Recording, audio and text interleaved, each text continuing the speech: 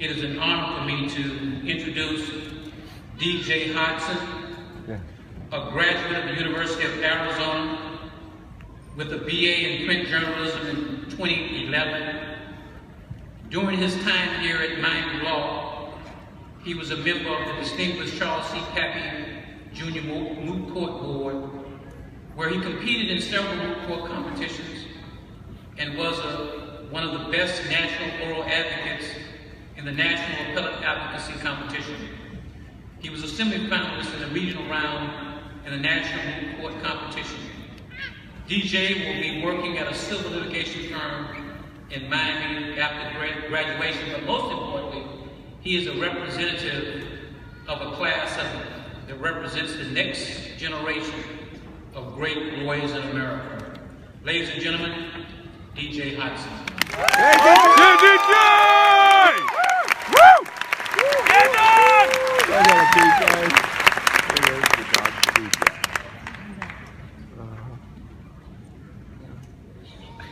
What about Deej?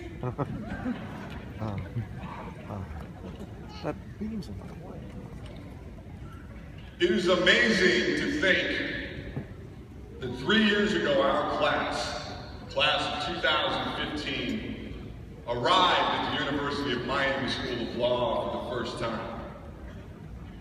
We were a diverse group of young men and women from New York, California, Cuba, China, France, unique from one another in almost every imaginable way, yet identical in at least one respect. We believed in ourselves. We believed that despite the state of the economy, the job market, or even the cost of tuition, that we would become successful advocates of the law, and that we would do so by obtaining our Juris Doctorate at one of the finest law schools in the United States.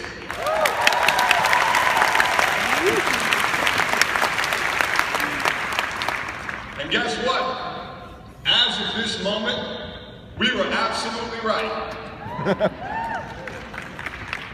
But as we all know, life is as much about the journey as it is the destination. So we must never forget the path, and more importantly, the people, many of whom are in attendance here today, who made it possible for us to reach this milestone. Our moms and dads, our brothers and sisters, our grandparents, our friends, our employers, and of course, the incredible professors, faculty, and staff here at the University of Miami School of Law, all of whom instilled in each of us the confidence and the knowledge necessary for our class to be sitting here today. Because lest we forget, it was just a couple of years ago that we first stepped foot on this beautiful campus, greeted by those wart-covered ducks that seem to follow us everywhere we went.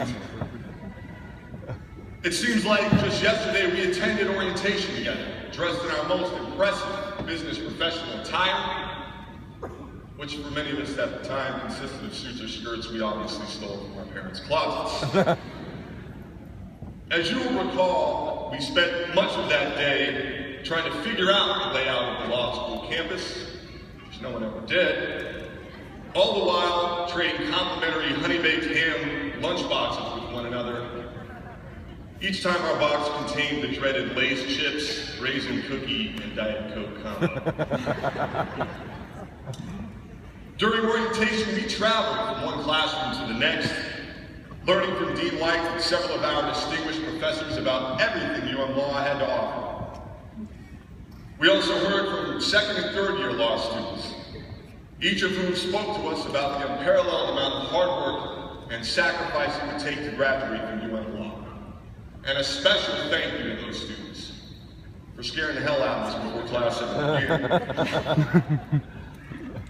And by the end of orientation, when our suits and skirts had absorbed most of the humidity in Miami-Dade County, we basked in the delicious aromas emanating from Subway as we greeted one another on the bricks for the first time. or more accurately, traded glances that seemed to say, I wonder if I can still apply to med school. But in the days thereafter, we regained our composure, didn't we? We steadied our mindsets. A few of us developed minor caffeine addictions, but all of us became acquainted with our newly acquired nocturnal lifestyles as we began preparing for our first day of class. We purchased our books, the study guides for our books, and the study guides to study guides. Come to think of it, we probably should have purchased stock and book horizons as well. Nevertheless, in preparation for our first day of class, we read and highlighted every sentence of every page we had been assigned, for probably the last time in our law school careers. And by the time that first day of class rolled around, we were ready to begin our UM Law adventure. And then, Hurricane Isaac struck. Its treacherous 5-mile-per-hour winds, postponing our anticipated first day of class for yet one more day. But when those 2 rain clouds cleared, that day finally arrived, and we made our way to campus with our 100-pound books, anxious to show our professors how we had mastered the assigned readings. That is, until Professor Copeland and Professor Alfieri began to quiz us on the Federal Rules of Civil Procedure. Or until Professor Gutteridge started talking about the Uniform Commercial Code, while telling us anecdotal stories about Oliver Wendell Holmes. Or until Professor Diamond began explaining the intricacies of tort law, all the while warning us never to eat, drink, touch, or even say the word plastic ever again. You see, it was at these points when we started to understand the magnitude of our decision to attend UM Law. At these moments, we realized attending and ultimately graduating law school would certainly be among the most interesting and most difficult tasks any of us had ever encountered. Now, let's fast forward 3 years to today, Saturday, May 9th, 2015. And let's take a moment to appreciate the years that have passed. Years filled with happy hours at the Rep. Mixers hosted by the legendary Ray Trujillo. Millions of riveting emails from our SBA president, Sarah Solano. Pet therapy dogs during final exams, don't ask. Pet therapy dogs. Dean's Cup competitions, won and lost, mostly lost. And of course, countless hours spent writing, researching, and studying together in that cold, dark, but never lonely law school library. And while we're reflecting, let's take just another moment to appreciate the transformation we've made these past few years from students to advocates, and to look around the room and acknowledge the kind of tremendous talent that constitutes our graduating class. A class comprised of Olympic athletes, such as John Christ, social and political activists, such as Shakita Smith, Neela Calvo, and Austin Carriger, decorated servicemen, such as Lieutenant Colonel Noel Pace, and of course, rap superstars and fashion icons like my main man, Lex Jordan.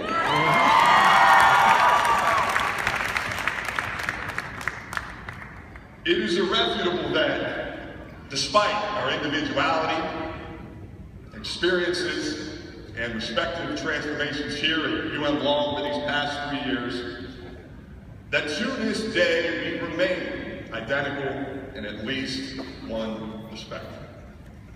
We continue to believe in ourselves. We continue to believe in our success. And our confidence very much derives from our experience here at UM Law. where we've learned lessons in law and in life.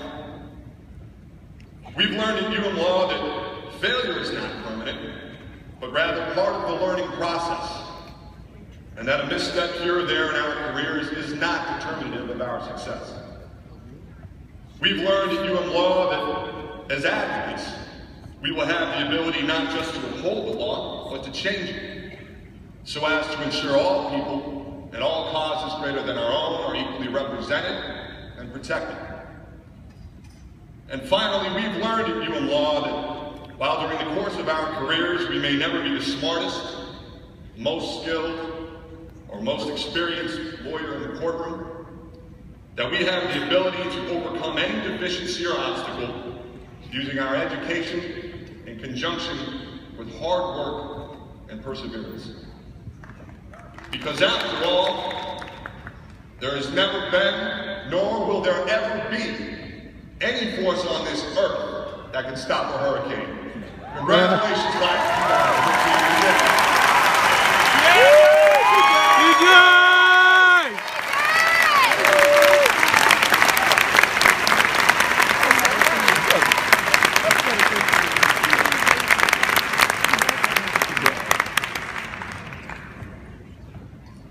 I have 3 remarks, which I'm going to make, 3 simple points. And I promise you that I won't take long.